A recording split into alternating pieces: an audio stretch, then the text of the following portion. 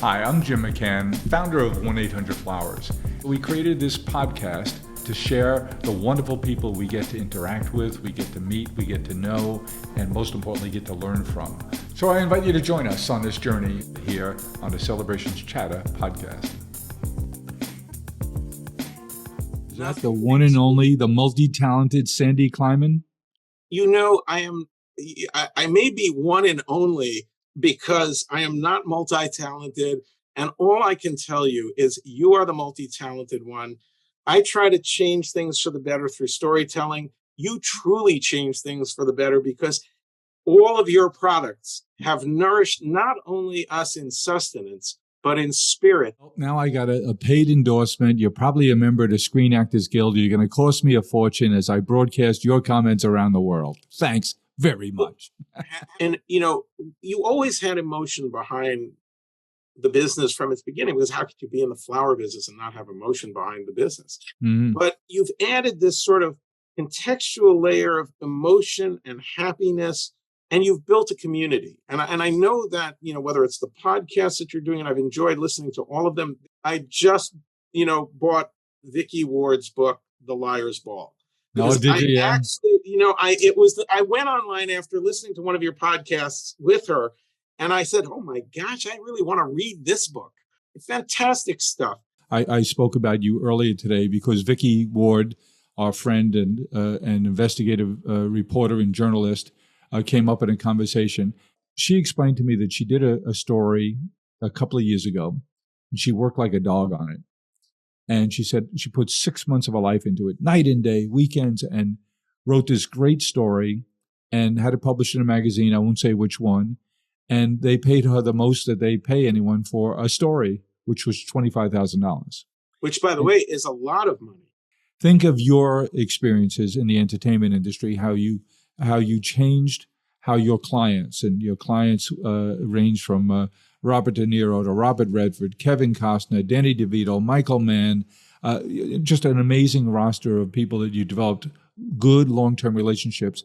And you taught them and took them by the hand and showed them how to monetize those brands and how to develop their brands to be the kinds of opportunities they wanted to be. And now journalists have to think like you thought many years ago in the entertainment industry about, okay, if I have an idea and I'm going to go put 6 months into this idea, I better be pretty sure what the audience is and what the monetization capabilities are.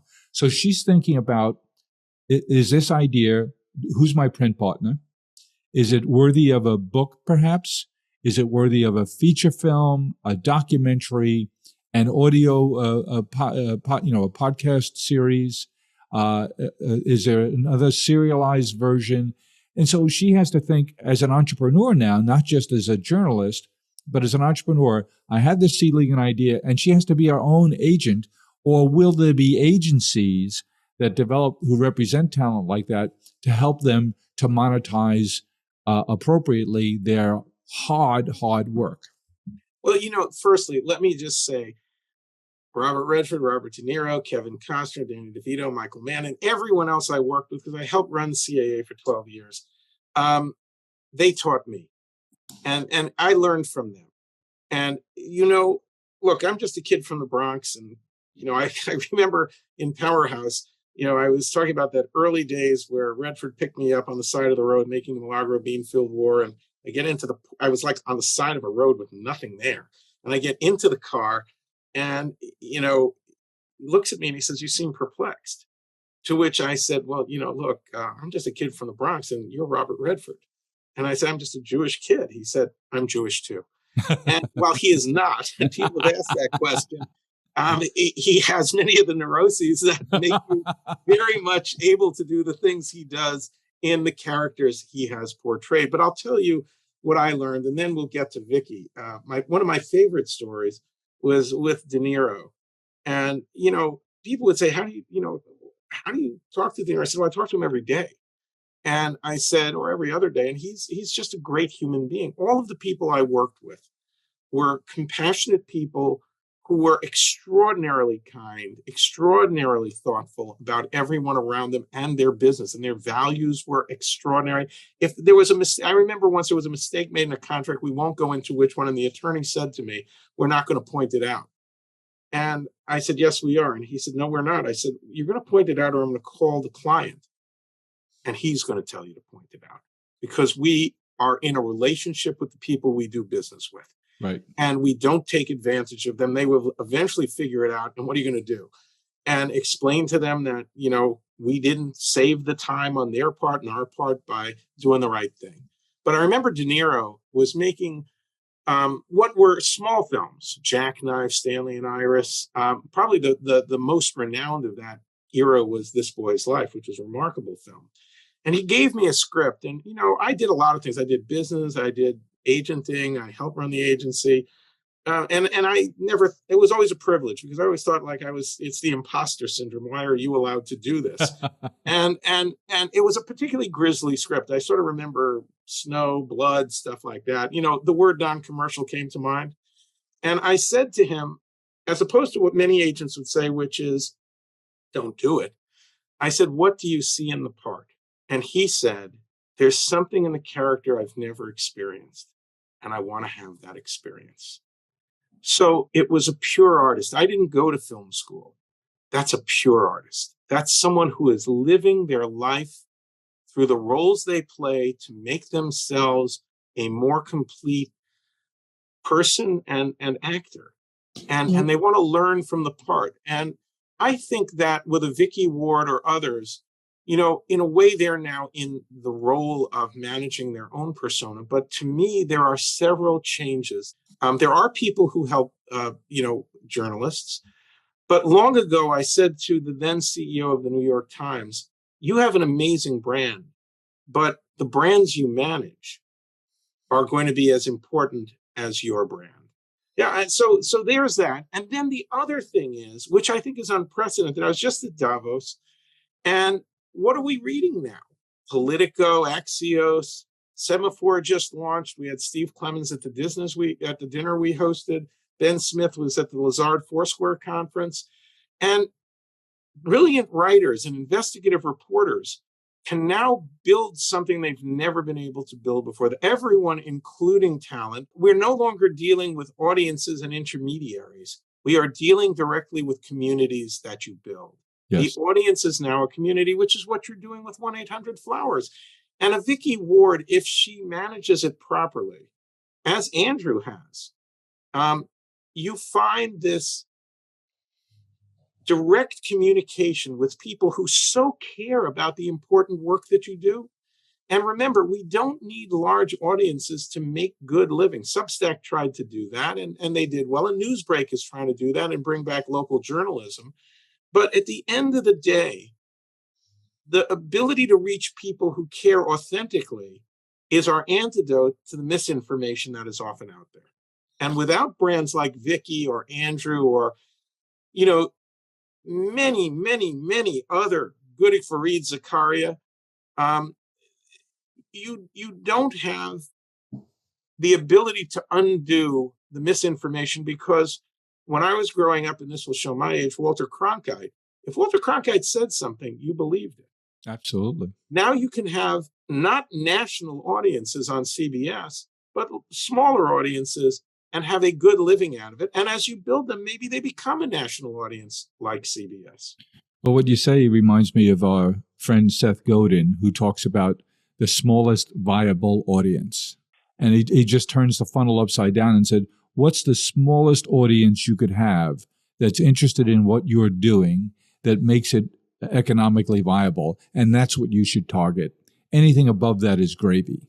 But it's the way you guys who are smart think about turning it upside down. And I know Axios, Semaphore that you mentioned, I think what Axios is doing is just terrific. And the subjects they're getting into, you and I have talked a lot about things that are interest to us in terms of mental health, loneliness epidemic that's going on. And Axios has been doing some great writing in that area and reporting and providing just genuine information and service to their community. Absolutely. And if you think about it, I highly recommend everybody listening, if they haven't done so already, to download Michael Wolff's Activate report that he does every October for the Wall Street Journal D conference. And Mm-hmm. year in and year out, he talks about superfans. And when you talk about superfans, which is really the core of a community, and it's the most monetizable, the people who will pay for subscriptions, who will go beyond the paywall, it's equally important for news and information. Yes. And to me, the other thing is, I noticed this first with eBay. It was early in Jason Calacanis with weblogs. Yep. You're basically not writing articles that have a beginning, middle, and end. As he would say, it was hard to hire in those days magazine writers because they actually wanted to end something. Mm. Whereas his writers would say, I'm going to put this out there and I think I'll get a sandwich and see what comes back. The need to be heard is not new. We just have the ability to do it today when we didn't before. So let's talk about before. You mentioned you're a product of the Northeast Bronx. You went to Bronx High School of Science, a very prestigious New York City school. It was a school you didn't get beat up at. And sometimes you did. Well, there's a school that wouldn't even send me an application, let's be honest here. But you wind up the valedictorian of that class, and then you go up to this little town called Cambridge outside of Boston, and you get your BA at Harvard, you get your MBA at Harvard, and then you get your MS in health policy. How did that come about? You leave yourself available to the unexpected. And I always tell everyone, whether it's my kids or my colleagues, because they would say, why are you wasting time with these people? Because out of that unexpected sort of serendipitous walk through the world, you make sometimes your lifelong friends. You learn things you otherwise might not learn. You can correlate things that you thought were uncorrelated. I'm a product of great good fortune. My mom was a ward clerk at Bronx Municipal Hospital, at Jacoby Hospital, where gunshot wounds were kind of what was going on. She literally filled out charts, but affiliated with it was the Albert Einstein College of Medicine, which was a private medical school. So I got the acceptance from Bronx Science, and in it, it's for reasons I still don't remember, and we're no then, it said you needed to do a directed research project. And I thought I had to do it right then, as opposed to junior year when the letter actually said you had to do it. So I took the number 9 bus down Eastchester Road to the Albert Einstein College of Medicine. And you have to imagine this is in prehistory. And, there's no security. And I walked into the medical sciences building, and I walked up to the second floor because it was the first floor you got to above the first floor. And I walked down the hall in the neurology department and walked into the office of a bearded, bespectacled, pipe-smoking Professor William T. Norton. He was working on the early structural work, understanding the myelin sheath, principally on multiple sclerosis grants, because that was the application. I said, can I stay? And for reasons that, once again, are the serendipity of life and what you have to pay forward, he said yes. And I spent 6 years between junior high school, and summers in college in his lab working on neurological experiments. That and being first in your class at Bronx Science gets you out of the Bronx. Now, my dad and I walked down Eastchester Road and into that drugstore. And I had this I remember it very distinctly. I can picture it exactly. This little kind of purplish blue bag with kind of like vinyl black thing. And it was not very expensive. The pharmacist came over and said, in the most condescending way, it makes you look like a doctor. And my dad said, well, he's going to college, and we wanted to get him something to take with him. To which the pharmacist said, where are you going to college? And my dad said, Harvard. And I still remember that. His entire body demeanor changed. And he said, maybe you can be a doctor. And we need to change for everybody that condescending, you can't do it attitude towards, show me what you can do and let me help you do it. Now, in my case, serendipitously, I went to Harvard and I was a chemistry major. I was the worst chemistry major in the history of Harvard. My advisor was Conrad Bloch, a Nobel Prize winner.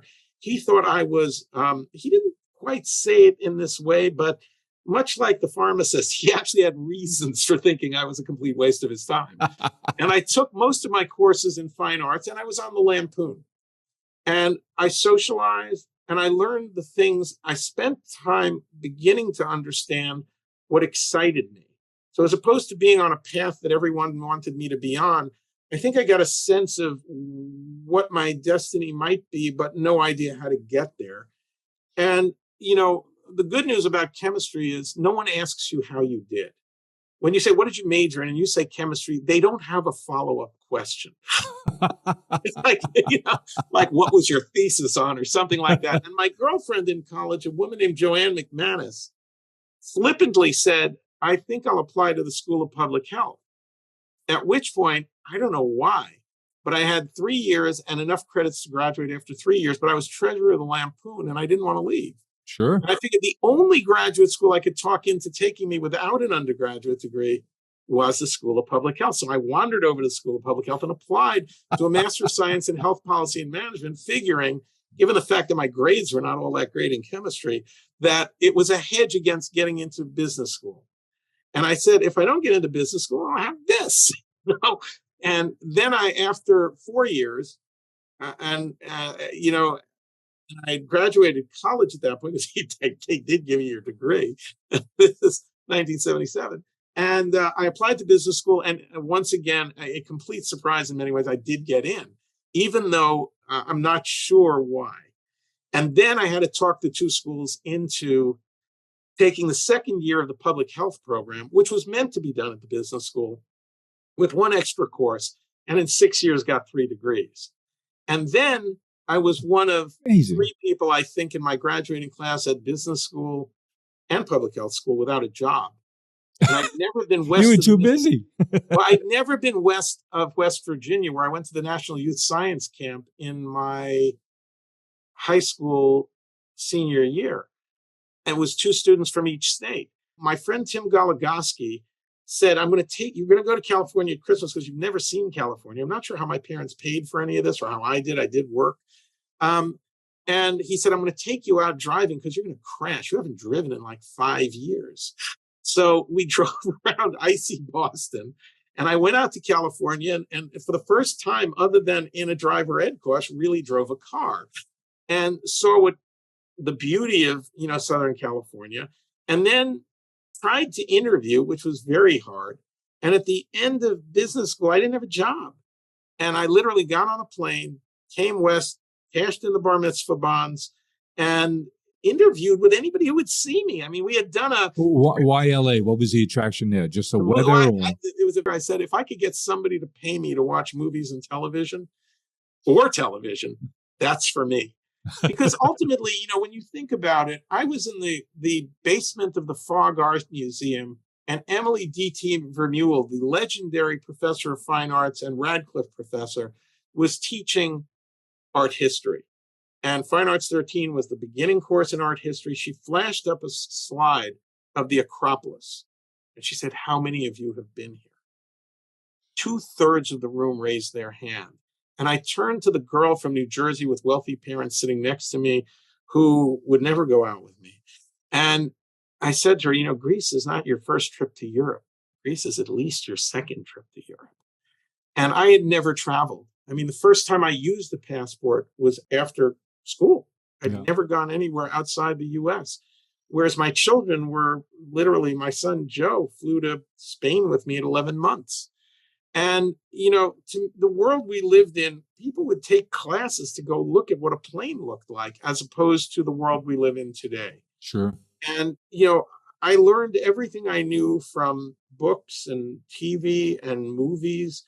I knew more about Paris than people who had been there many times because of the entertainment I had watched and paying attention in a meaningful, in a lean-in way to sort of immerse myself in those stories.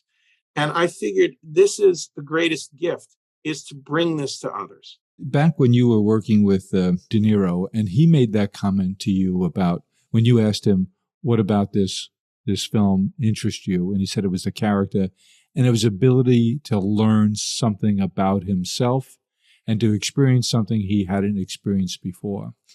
There runs a parallel in terms of your experiences too. The indication is that he, in his craft, gets so into a character and that character's experience that they become a part of him. That is why every one of those clients was a master of their craft. Because, it's not like you turn it on and off like a faucet. You actually have to emotionally invest yourself.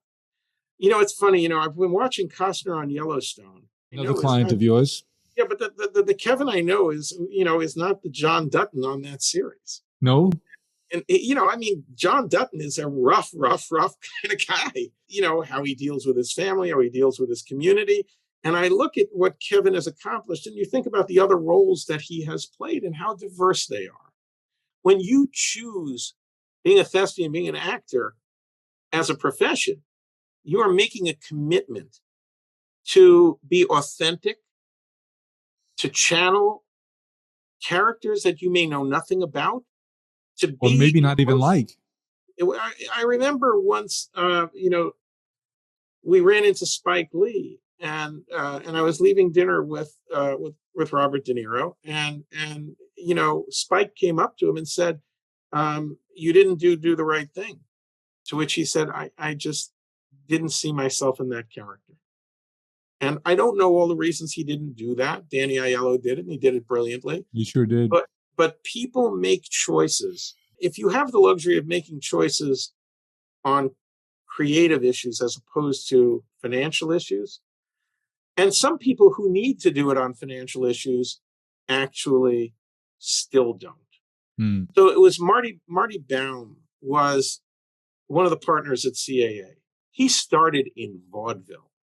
And when Mike and Ron and Bill were in the television business, Marty was the anchor.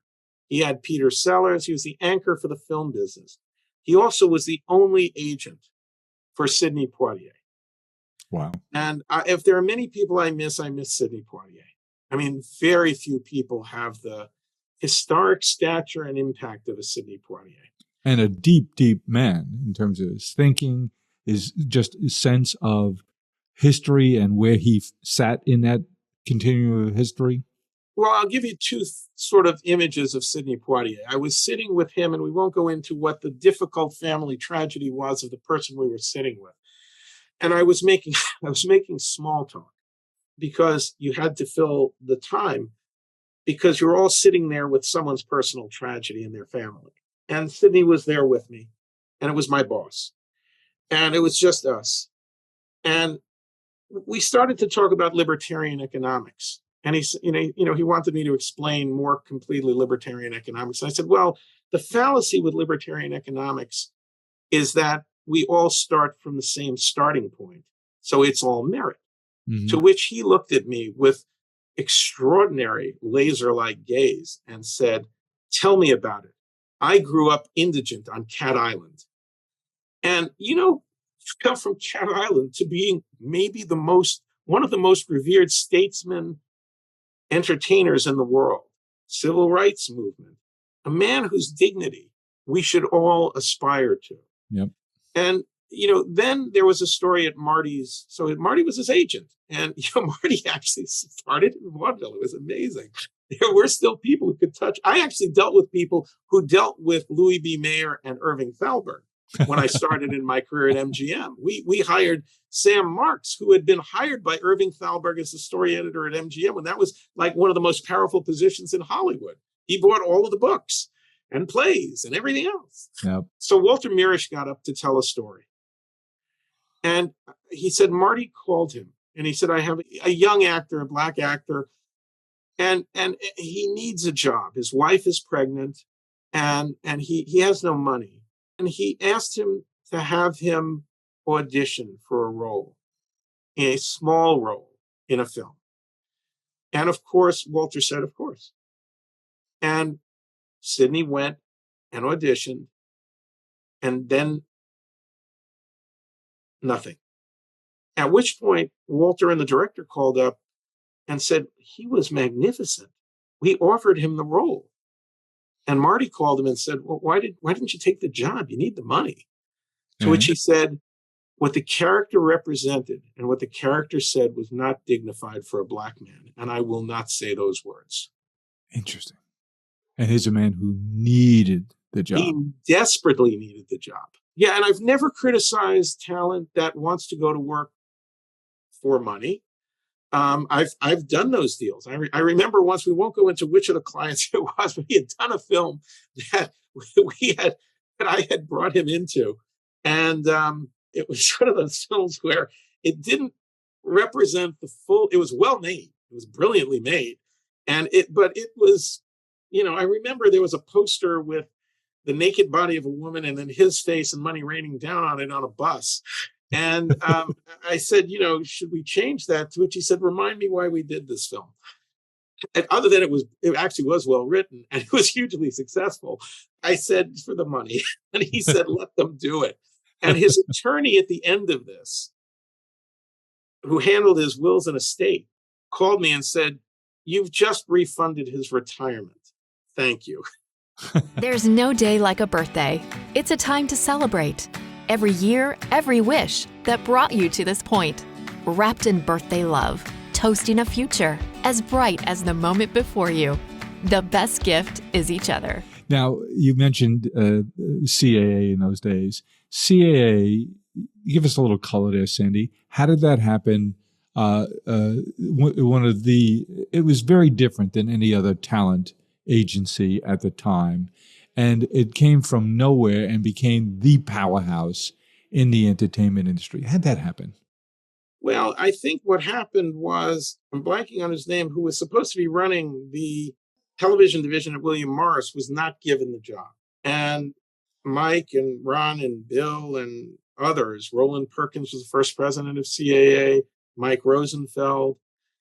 Morris was a very structured, very old company. At the bottom of the page, it said, put it in writing, because you got paid on paper that had numbers on it that you had delivered. And this is kind of like how a real estate agent works. It's more like how the business works today, sometimes how, investment houses work. And they wanted to build a very different company, a family company where it was going to be a collective effort and murderer's row. Plus, it does help that these are some of the most talented agents in the history of the business. Sure. and persuasive people, beyond visionary, persuasive. And, I came out to LA in 79 without a job and somehow got an interview at CAA. And I do want to, and while he wouldn't want me to tell the story, because I actually am so grateful for my experience there, I had two contacts. So with Mike Rosenfeld, who has passed away, his son is still there and a great, great human being. Both of them are. Rob Rothman was Mike Rosenfeld Sr.'s assistant. And when, he didn't hire me, but he met with me. And I remember Rob, who now runs a very successful television agency of his own, very successful, one of those names you don't hear, who's at the top of the knowledge and cares about his clients and has done extraordinarily well. He actually ran after me as I left, and he made a point of staying in touch. And that came into play later on. Mm-hmm. And then I had supposed to have met with Ovitz. He told Stephanie to talk to me. And I remember calling Stephanie and saying, she said, well, Mike told me to talk to you. I said, would you mind if I came in and met you? She said, that's not necessary. And that was over. Mm-hmm. And what ended up happening was I ended up at MGM.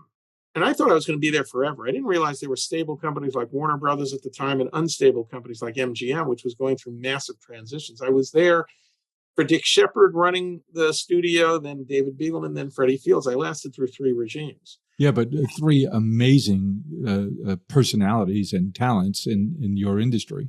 And very different. And as I've often said, and it's in the book as well in Powerhouse, I said, you learn as much what not to do from your bosses as what to do. And the trick is not to mimic them. It's to analyze them and then choose for yourself the right path. There's some great advice for young people, actually for everybody there. Somehow I got hired by Jack Gordon, may he rest in peace, to be his assistant, which meant I ran pay TV. MGM was a tiny company. It didn't even distribute. It distributed through UA at the time before we bought UA. Uh-huh. And I was running pay TV under Jack, and I was his assistant in international distribution. And then somehow moved into production. I don't know who I convinced or how I convinced him. And I think David Chasman, who was the head of production under Beagleman, basically thought because I went to Harvard, going back to the credential, I might be able to keep up with him because he had never gone to college and he had a photographic memory. Hmm. And he was unbelievable. He would sit there doing crossword puzzles the way, you would fill out a questionnaire. But he was a lovely man and a man of great interesting taste. He was called Dr. No because he said no to everything. But it was a great time. I remember, I first met Sidney Poitier at MGM, and it was one of the great lines. I was sitting like a hassock in his office, and he and Poitier were talking, and he said, Sandy went to Harvard and Harvard Business School, at which point Sidney pointed out Alan Hirschfield and said, Alan Hirschfield, who was running Columbia, also went to HBS, to which David Chasman said, yeah, but then Sandy joined the circus, which was kind of how I felt about it. So when I was at MGM, think about a world with no cell phones, no faxes, no texting, no email, no nothing. And, we'd send telexes when I was, at the company before MGM, which I was at for a short period of time, called Producer Sales Organization. But so I'm at MGM and there are no video machines. CAA had no budget to rent screening rooms for young agents. So Todd Smith, Mike Menschel, Judy Hoffman, every time I screened a movie that I thought was interesting, I would call them and say, do you want to come watch it with me? And gradually, Jack Rapke, I got to know these people. And they basically, principally Rapke and Menschel, who are two extraordinary, not just agents, people, went to Mike and said, you got to hire this kid. And finally, Mike, after years, I had been fired by MGM, by Freddie, because he needed my office. And we won't go into why. But the person who got the office never worked in the business again. But in any event, so I was fired. And one of the things I had done, we had gone in to pitch. So David Gerber, nobody really wanted, who was probably 50% of MGM's television business. But nobody in the movie business wanted to deal with them because movies and TV were like, dealing with TV people was in those days a major step down and seen as not relevant. Yeah. So I had David as an account I looked after. Peter Chernin was there. Sagansky had just left. And Jeff Sagansky. And I get fired by Freddie, which was more of a real estate deal than a performance issue. And the MGM publicity and marketing department, which is a tiny company, Deanna Wilcox said, we're going to do something. Now, in those days, as I say, there's nothing online. There's just Variety and the Hollywood Reporter. Third page of the Hollywood Reporter was an article, third page, that printed my resume. Unfortunately, the headline you can't control. And the headline was Climan ousted at MGM by Fields. At which point I said, I'm not important enough to be ousted. It's like more like, showing the door like a mouse. And David Gerber calls. We had pitched Freddie on a movie, what ended up being a TV pilot called Lady Blue. I was pitching a female Dirty Harry. And Freddie, who had made Looking for Mr. Goodbar, Lipstick, all these salacious movies, looked at David and said, this is immoral. You can't have a woman do this. This is immoral. And I stood my ground and said, we could do this. And, it's a moment that I probably, there are those things you can't explain to your parents. So we're walking down the hall after being yelled at by Freddie while I'm still an executive at MGM. And we go into Madeline Warren's office, who's a vice president. And Gerber throws me up against the wall and grabs my balls and says, the kid's got balls. Make this stuff up. So now I'm fired, and David pulls me into his office, which is the fourth floor instead of the third floor of the Thalberg building, and says, I was on the can reading the trades, and it said you got fired. So why don't you come work here?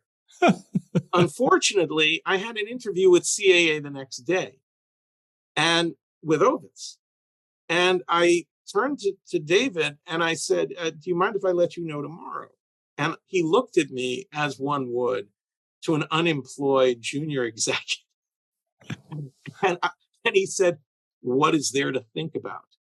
And I saw the job offer disappearing. So I said, okay. And he said, great, we're all going to the Dodger game. Probably the least fun thing I can imagine is going to a ball game and, right around then. And so I go to see Mike the next day with Ray Kurtzman, who is the legendary head of business affairs and one of the great human beings.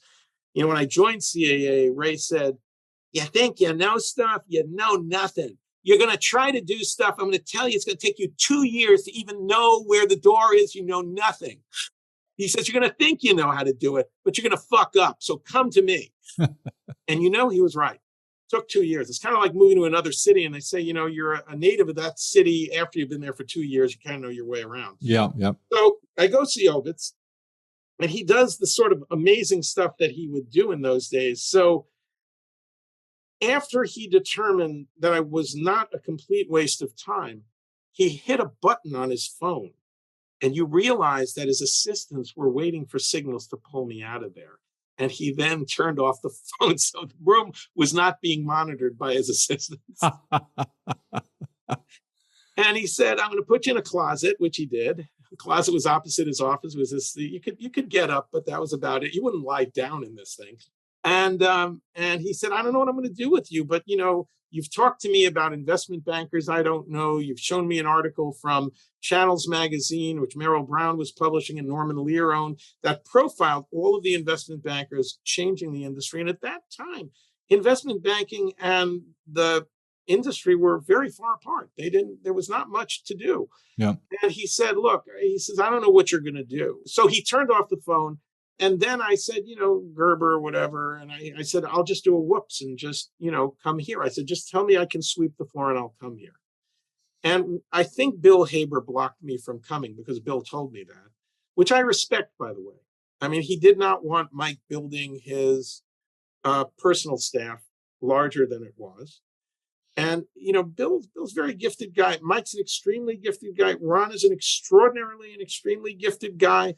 And they each worked with each other in ways that were almost as if they should have been together in what was effectively the same dynamic many families have, which is there's a lot you like about each other and a lot you don't like about each other, but it somehow works and you kind of make it work. And he didn't hire me, and I went to work for Gerber.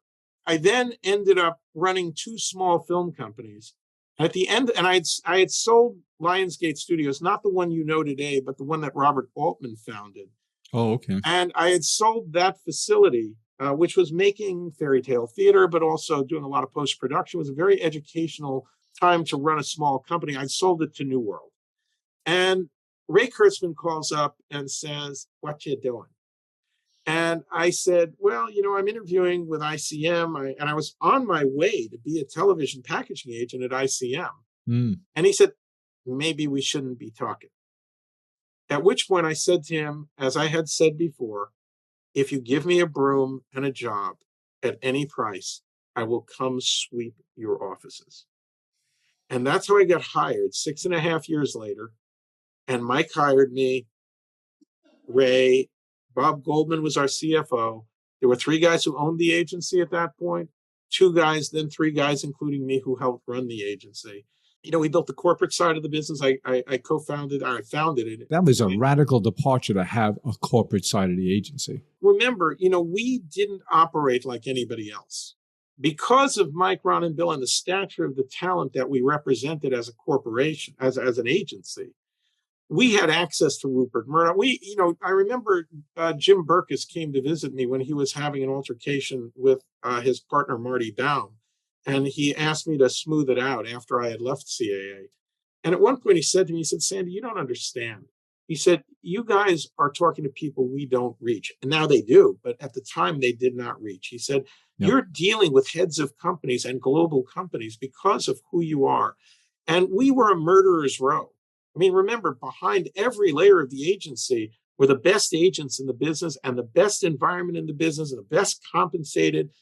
It was a small company. And it moved like a family and an army. And it was fantastic.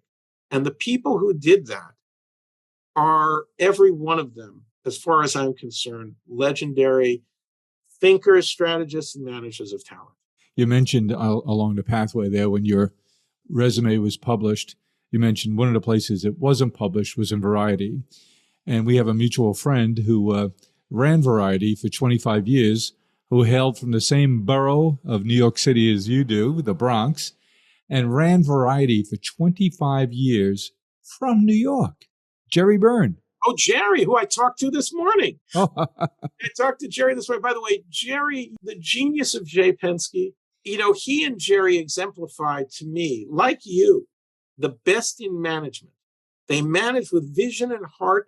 They always ask, I was on the board of Penske Business Media until it rolled up into the parent company. yep. Because I had introduced Jay to Dan Loeb, not for funding, but Dan eventually, when Shamrock pulled out of the financing of the acquisition of Variety, Jay had already bought Deadline, but the next acquisition was Variety. Dan called me up one day and said, I know you, but I don't know anybody else in the entertainment industry, really. Who should I meet? And I said, well, there's the obvious candidates, but there's young guy, Jay Penske, and I think the world of him. You should meet him. And he did.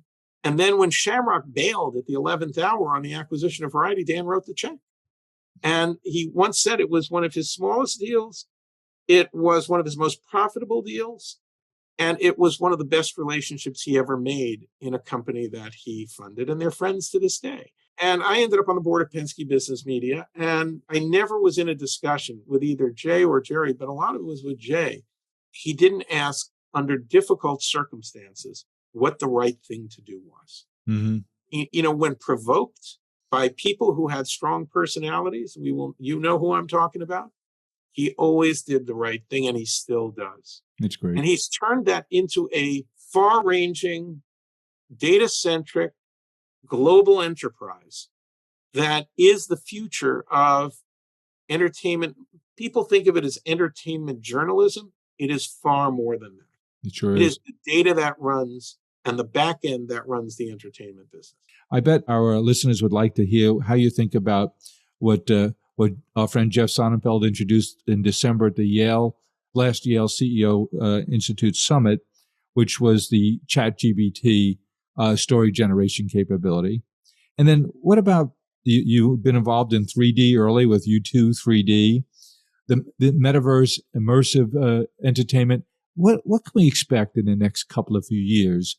The impact of these new technologies will be around us yearning for, wanting to be immersed and entertained.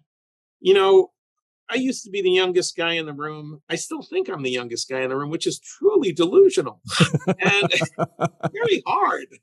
But my goal is to give back.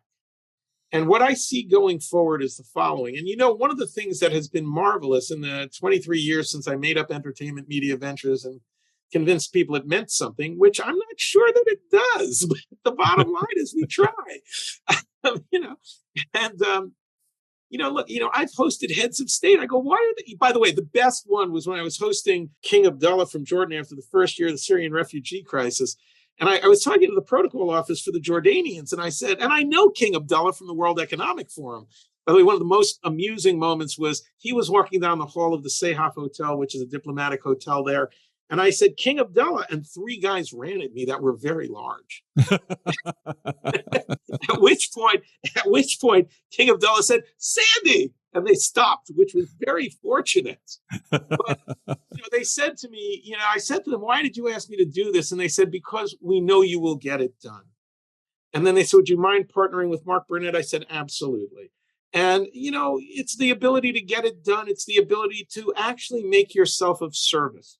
And my goal has always been, and I know you've talked about this on other podcasts, it is what it means to be in a life of service to others, no matter what you're doing. The minute you think you're more important than somebody else, you have failed as a human being. I give back in two ways. One is cross-cultural storytelling, because we are on a global platform. We are developing tools that, as I'm helping the Saudi Film Academy think through their future, I say, don't look at legacy models. Look at what the future of digital technology will bring. Put that in the hands of your extraordinary young population. Train them for the future, not the past. Leapfrog. And the genius will rise. And the other is, I want to create jobs, because I see us in a dark place. And whether it's America or the world, and the only thing that, social media fails us, media fails us. You know what doesn't fail us? Communities, religion, and wanting to make a better life for your family. So OptiCareer, which is a pre-skilling platform, is I guess what people are calling it now, takes high school students and gives them training, authentic training, certification, works them through their interests, and gives them internships, pre-internships, internships in association with companies that are not the FANGs. They're not Facebook. They're not Google. They're Snap-on Tools in Kenosha, Wisconsin, because a kid from Kenosha, Wisconsin is not going to Palo Alto. He's staying in Kenosha, Wisconsin. And, I was talking to Nick Pinchuk, who's a legendary CEO, and also, Nick from the Yale CEO Leadership Institute. Nick is America to me. He's a Vietnam vet. He makes the best tools in the world. He touches 1 million people when he sells something like 80 Snap-on jackets a week at full price, because people want to have Snap-on on because they're so proud to work with the best tools, and the people who know. Yes. But I said to him one day, I said, how much of what you're doing is digital? He says, what do you think a car is? It's a computer. And, so they have, every company has needs that are being unmet. There are hundreds of thousands of unfilled jobs.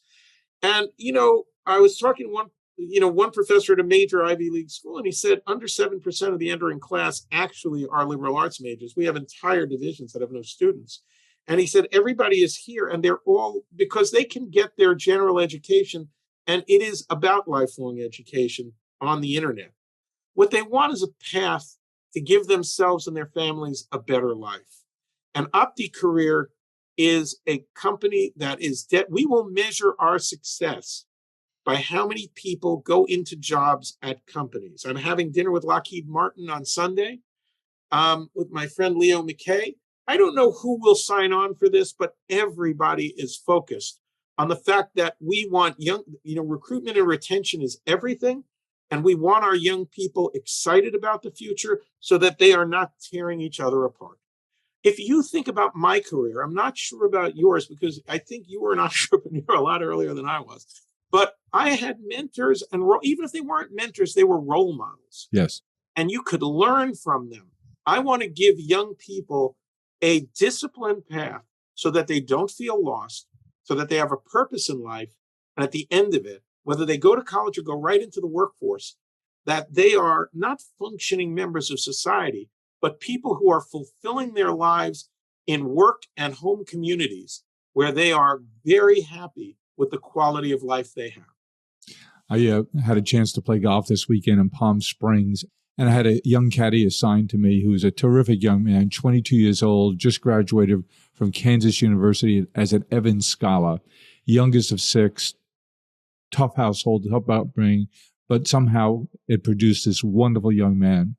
And your program would be so appropriate for people like him, because we did a lot of chatting about careers, and he, because he hasn't worked other than as a caddy growing up because he was good at it and he's a good player. He was a captain at a Kansas University golf team. He didn't really understand all of the possibilities of career path. He only knew baker, lawyer, doctor, Indian chief. He didn't know all the other possibilities. And my recommendation was to go work someplace, just get into a company and learn about all the different avenues, all the different paths. And that's what your program at OptiCareers with your partner, Albert Chow, are doing. They're creating an opportunity for people from different circumstances to get a peek into what that big world is like out there, so that they don't feel locked into the things they think they know are the 2 or 3 or 4 career options that they have. There are so many more, but they just have to get educated before they get educated. Well, the interesting thing, and I know we're going to wrap up, is say that you're gone from this earth when the last person who remembers you is gone from this earth. Mark Damon hired me when nobody would hire me. Richard St. John's told Mark Damon to hire me. Mm-hmm. Jason Rabinowitz looked at how much I was earning and what was going on as I was a second secretary at Producers Sales Organization, and he said, come to MGM. I didn't care how much MGM paid me, and they paid me less than they paid people who worked in clerical jobs in the lab. But they said, we know you're here for another reason. And Jack Gordon gave me the entry. David Chasman elevated me. David Beagleman, I learned from Beagleman. I learned from Fields. It didn't matter what happened. From there, I ran 2 small companies. Robert Chester gave me the opportunity to run Lionsgate, not the Lionsgate, but the other Lionsgate. And at the end of that, Mike Ovitz hired me. Ron Meyer took me under his wing. Bill Haber, as much as he would look at me as part of Mike's entourage, I learned enormously from him, and he was quite kind to me, as were Bob Goldman, Ray Kurtzman, and all of my colleagues at CAA. The Universal, where Ron and Edgar Rothman, and eventually Frank Biondi, who I miss terribly. And at the end of the day, after that, in my own business, there are people who have constantly changed my life. Some of them in places. I own a piece of an Indonesian film company. How does that happen? You're working with young Arabic, brilliant creators in the Middle East. I know producers who have won Academy Awards. I was allowed with my friend Michael Mann, who saved me after I needed a job, and he took me in as his partner. And, we produced The Aviator together, which meant I sort of sat around and was in awe of Marty Scorsese, Leo DiCaprio, and Michael Mann. Because, if you look at it, it's zebra, giraffe, hippo, brick wall. I'm the brick wall. So, it's like, what doesn't fit? Produced that wonderful movie, which won the Golden Globe for Best Picture. What an exciting opportunity that must have been. Well, but the point is, in your life, people change your life. My goal is to take young people, and I'll tell you one last story. So it was 2019, just before the pandemic, and Hamish Norton, who I went to college with the year after me, William T. Norton's son, called me up and said, "We're having a memorial service for my dad. Would you come?" And it was a small group. In fact, they were all researchers from all over the world, and they all talked about what Professor Norton, who was in the science community an icon, but everywhere else no one knew who he was. And I walked in, and Bob Ledeen, who worked in the next lab, was there, and I introduced myself, and he glazed over. And I went up to speak, and I spoke about paying it forward. And he said afterwards, "You were the kid. You were the kid in the lab." And I said, "Yeah." Back there at Albert Einstein School of Medicine. And the bottom line is, we need fewer bullies, more people who are good colleagues, good values, caring people with leadership of quality, as opposed to leadership in the ways that we know it shouldn't be. And that's what every one of us, and I know you do this, that's what every one of us has to focus on. Well, Sandy, you're a gift. Every time I run into you, and I've run into you in Europe, on the East Coast, on the West Coast, in the Middle East, and I always light up because I get a chance to talk to you, learn from you, and hear stories that I learned so much from. And my takeaway from today was early in our conversation. I want to make sure that I talk to the young people at Flowers and to my own kids about being available for the unexpected. And that's one of the many but endearing lessons of your life, and one that I'm sure our listeners will take away today. Thanks for being who you are, being so generous with your time, and sharing with us your genuine wisdom. Well, thank you for being an amazing friend. Thank you for all you do for so many. And you have an extraordinary family. You have been a gift to everyone. So, if people are listening, all I can say is there's a lot of talk about actually the fact that we need to do better. From Jim and myself, and I'll speak for Jim, activate that. Actually go figure out ways, random acts of kindness, ways to invest yourself, whether it's family, friends, or even those you've just met. When someone looks like they are in trouble, don't pass by them. Find out if they are, and then help them. We put our heart into everything we do. We are farmers, bakers, florists, and makers who grow and create with a passion. Made with love at every step of the way. Because at the end of the day, we know you're sending more than a gift. 1-800-Flowers, share with love. Well, I hope you enjoyed what you heard, and I know I'll be sharing it forward. I hope you get to as well. Let's keep the conversation going. Follow me along on Twitter at Jim 1-800-Flowers and on LinkedIn at Jim McCann. Hope to talk to you soon. Thank you for listening to Celebrations Chatter. You can join our community by reaching out at chatter@celebrations.com.